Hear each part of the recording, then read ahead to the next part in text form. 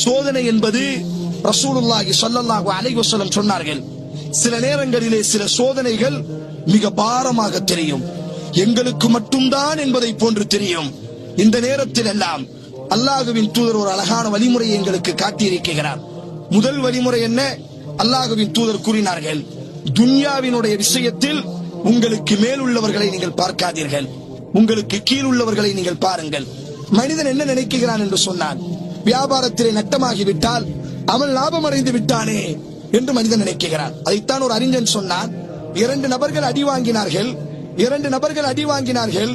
ஒருவன் அழுதான். ஏன் அழுதான் என்று சொன்னால், இவன் அளவில்லையே என்று நினைத்து அழுதிருக்கிறான். மனிதனினுடைய சிந்தனை அப்படித்தான். நான் மட்டும் தானே, அவனும் அடி வாங்கினான், அவன் ஏன் அளவறுக்கிறான், அவனுக்கு வலிக்கவில்லையே என்பதாக நினைத்து இவன் கதறிக் கொண்டிருக்கிறான். இல்லை அன்பு சகோதரர்களே, துன்யாவினுடைய விஷயம் என்று வந்துவிட்டால் இந்த உலகத்தில் எங்களுக்கு கீழ் உள்ளவர்களைத்தான்